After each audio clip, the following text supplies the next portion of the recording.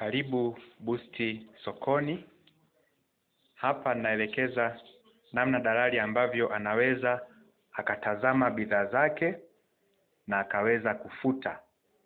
Kwa nini tunafuta? Unafuta labda ile picha uliposti bahati mbaya au tayari imeshauzwa hiyo bidhaa, kwa hiyo haihitajiki tena kuwa katika mtandao. Kwa hiyo unaamua kuitoa kwenye orodha ya bidhaa zako.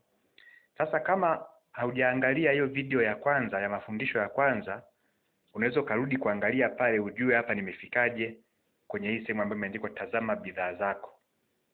Kama hujaona ile ya kwanza, rudi uangalie ile ya kwanza, alafu uje kwenye hii sasa inayoelekeza namna gani ya kuweza kufuta picha au video. Basi ukiwa hapa, baada ya kubonyeza wakala ukaingia, unaenda kwenye eneo limeandikwa tazama bidhaa zako. Unabonyeza hii tazama bidhaa zako, inafunguka, inakuleta kama hivyo. Unaweza ukaona orodha ya bidhaa zako kama ni nyumba, pikipiki, gari na kadhalika. Kila kitu ambacho likiweka hapo, kama ni video, kama ni picha, inaonekana hapo. Na sasa hivi nahitaji kwenda kufuta mfano hiyo nyumba ambayo nilikuwa nimeweka. Kwa hiyo labda imeshauzwa tayari, sihitaji tena kwenye hiyo orodha. Kwa sababu atakuwa anaendelea kupiga simu watu wakijua kwamba ipo sokoni. Basi unaenda kwenye vialama hivyo vidoti vitatu kama nilipozungushia hapo. Unavibonyeza, ukibonyeza vinafungua maandishi mengine. Utaona andishi limeandikwa delete, hilo la kwanza hapo. Unabonyeza hilo andishi, yanatokea maandishi mengine yameandikwa trash post, cancel au trash post. Unabonyeza trash post. Unabonyeza hayo maandishi ya trash post. Ukishabonyeza tayari utakuwa umefuta. Unaona tayari hiyo nyumba haipo. Sasa kinachotakiwa ni kurudi kule ambako ulikuwa umeanzia au kwenye blog. Unaenda hapo juu kwenye hiyo alama ya B na hiyo mshale, unaibonyeza hiyo, inakurudisha hapo kwenye Boost Sokoni.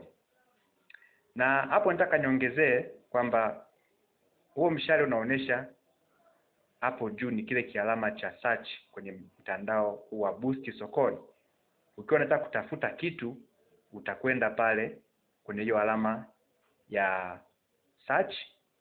Unaona labda unatafuta gari, unatafuta nyumba, kiwanja, unaandika tu kile ambacho unakitafuta na sehemu kilipo mfano. Kwa hiyo unabonyeza hiyo alama. Ukishabonyeza inakuja kama hivyo na keyboard inatokea. Unaandika mfano hapa mimi nataka nitafute gari maeneo ya Mwanza. Naandika gari Mwanza.